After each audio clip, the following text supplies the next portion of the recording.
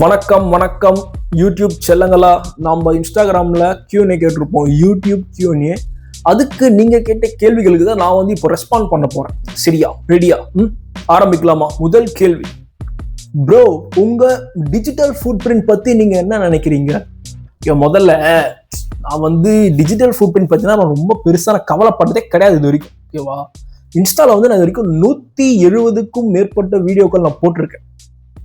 அதெல்லாம் போடுறப்போ நான் டிஜிட்டல் ஃபுட் பிரிண்ட் ஆகும்னு யோசிச்சேன்னா வச்சுக்குவேன், என்னால் ஒரு வீடியோ கூட அப்லோட் பண்ண முடியாது. இப்போ என்ன மாதிரி இருக்கிற கிரியேட்டர்ஸும் பெருசாக டிஜிட்டல் ஃபுட் பிரிண்ட் பார்த்தீங்கன்னா கவலைப்பட மாட்டாங்கன்னு நான் நினைக்கிறேன். நீ இந்த கேள்வியை ஏன் என்னை பார்த்து கேட்குறேன்னு எனக்கு நல்லாவே புரியுது நண்பா. இப்போ என்னோட கண்டென்ட் நீ நார்மலாக பார்க்குற இன்ஃப்ளூயன்சர்ஸை விட நீ பேசவே தயங்குற விஷயங்களை நான் கேஷுவலாக பேசிட்டு போயினே இருந்துருவேன். அதே மாதிரி கொஞ்சம் அப்ரப்டாக இருக்கும், கொஞ்சம் ப்ரொஃபானிட்டி நீ நார்மலாக பார்க்குறவங்களை விட என்னோட வீடியோஸில் கொஞ்சம் எக்ஸசிவாகவே இருக்கும்.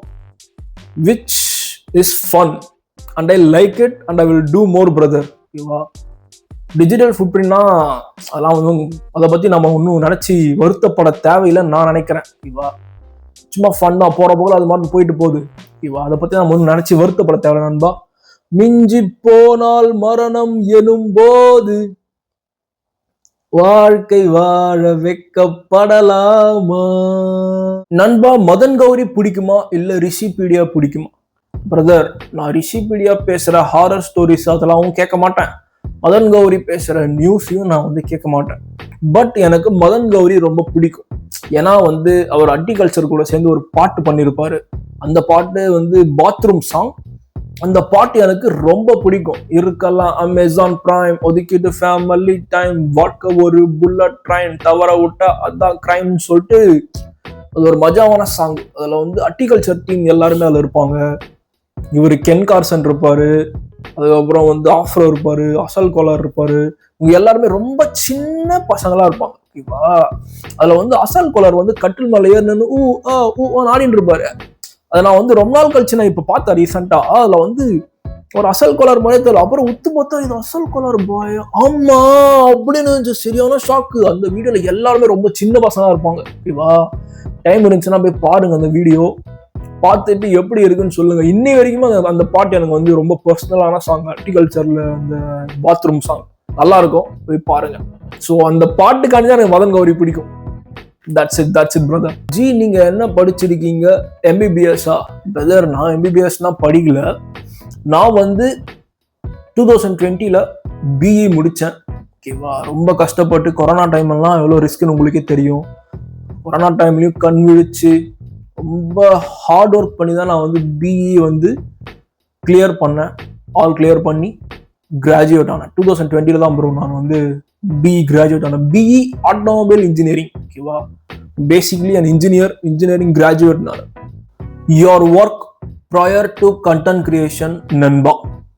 பிரதர், நான் 2020ல பாஸ்ட் அவுட் ஆனேன். அந்த டைம்ல கொரோனா இருந்துச்சு. கொரோனா முடிஞ்சு தடையெல்லாம், ஊர் தடையெல்லாம் போட்டிருந்தாங்கல்ல, அதெல்லாம் முடிஞ்சு செப்டம்பர் மாதம் சென்னைக்கு பஸ் ஏறி அப்புறம் மரமல் நகர்ல இறங்கி அப்புறம் அப்படி இப்படி சுற்றி அங்கே ஒரு ஆட்டோமொபைல் கம்பெனியில் ஒர்க் ஜாயின் பண்ணேன். சரியா? அதுக்கப்புறம் மிஷின் ஓட்டினேன், ஸ்ப்ரே பெயிண்டிங் பண்ணேன். அதுக்கப்புறம் பார்ட் வரும், கார் பார்ட்ஸ். அதில் பிளாஸ்டிக் மோடுலாம் எக்ஸ்ட்ரா இருக்கும், அதெல்லாம் கட் பண்ணி இருக்கணும், ரீஒர்க்குன்னு சொல்லுவாங்க, அதெல்லாம் பண்ணிட்டு இருந்தேன். அதுக்கப்புறம் ஜிக்கு சொல்லுவாங்க, இரும்பு ஜிக் இருக்கும், ஜிக்குலாம் தூக்குனேன். அதுக்கப்புறம் கொஞ்ச நாள் கழிச்சு அதே கம்பெனியில் ப்ராசஸ் குவாலிட்டியாக ஒர்க் பண்ணிட்டு இருந்தேன். நான் ஒர்க் பண்ண கம்பெனி ஃபோர்டோட தேர்ட் பார்ட்டி கம்பெனி. சரியா? ஃபோர்டோட காருக்கு நாங்கள் சின்ன சின்ன ஐட்டம்ஸ்லாம் சப்ளை பண்ணுவோம்.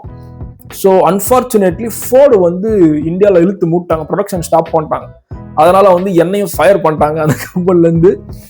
அதுக்கப்புறம் என் வேலை ஏதாச்சும் ஒரு வேலை பார்த்தே ஆகணும், இன்னொரு வேலை தேடி ஆகணும் அப்படின்னு சொல்லிட்டு என் ஃப்ரெண்ட்ஸ்னா கால் பண்ணி மச்சான் ஒர்க் இருக்கான்னு கேட்டப்ப என் ஃப்ரெண்டு மச்சான் நீ சென்னை வாடா அப்படின்னு சொன்னோம்.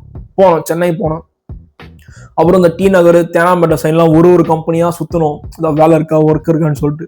ஒரு கம்பெனியில் இன்டர்வியூ வாப்பான்னு சொன்னாங்க. அப்படியே போனேன், ஈவினிங் இன்டர்வியூ. அப்படியே கொஞ்சம் பேசினாங்க, ரிட்டன் டெஸ்ட்லாம் வச்சாங்க, கீபோர்டு டெஸ்ட் எவ்வளோ ஃபாஸ்ட்டாக டைப் பண்ணான்னு சொல்லிட்டுலாம் வச்சாங்க. அதுக்கப்புறம் அதை நான் செலக்ட் ஆகிட்டேன். ஏதோ கொஞ்சம் கம்யூனிகேஷன் எனக்கு வரும். ஓகேவா? அதனால நான் செலக்ட் ஆகிட்டேன். ஸோ அது என்னுடைய காலருக்கான ஒரு வேலை. அங்கேருந்து என்னோட காலர் அப்படின்ற ஒரு லைஃப் ஸ்டார்ட் ஆயிடுச்சு. Caller life, night shift caller, Hi, this is Thomas calling from provider's office, checking on patients' eligibility and benefits அப்படின்ட்டு ஸ்டார்ட் ஆச்சு. ஸோ அந்த கம்பெனியில் ஒரு 1.5 years ஒர்க் பண்ணேன். அதுக்கப்புறம் அங்கே இருக்கிற எக்ஸ்பீரியன்ஸை வச்சு ஜம்ப் பண்ணி ஒரு மஜாவான எம்என்சியில் ஒர்க் பண்ணேன். அங்கே ஒரு ஆல்மோஸ்ட் ஒரு 2 years கிட்ட ஒர்க் பண்ணேன். அதுக்கப்புறம் enough night shift, enough calling அப்படின்னு சொல்லிட்டு மொத்தமாக விட்டுட்டு வந்து this is what I'm doing, content creating ஏதாவது பண்ணிட்டு இருக்கேன். ஓகேவா, தட்ஸ் இட் பிரதர். ஐஆர்எல்ல உங்க ஃபாலோவர்ஸ் இன்ட்ராக்ஷன் பத்தி சொல்லுங்க.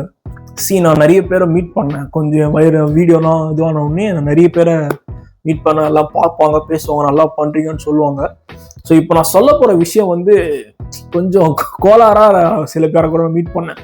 அதுல வந்து சின்ன பசங்க 2 பேர் என்ன பண்ணானுங்க, நான் ஒரு நாள் எங்க வீட்டுல இருந்து கொஞ்சம் நடந்து போயினே இருந்தேன். ஓகேவா, நடந்து போறப்ப திடீர்னு 2 பசங்க பின்னாடி வந்துட்டு என்ன பண்ணானுங்க, நண்பா விரல் போடு நண்பா, நண்பா விரல் போடு நண்பா அப்படின்னு நானுங்க. எனக்கு சரியான ஷாக்கு. என்னடா சொல்றீங்க அப்படின்னு, யாரா நீ அப்படின்றா. டக்குன்னு வண்டி எடுத்து போயிட்டானுங்க. எல்லாம் துமோனு தான் இருப்பானுங்க, ரொம்ப சின்ன பசங்க. வண்டு விருன்னு முறுக்கிட்டு வந்து பக்கத்துல நின்று விரல் போடுங்க நண்பா, விரல் போடுங்க நண்பா அப்படின்ட்டு போயிட்டானுங்க.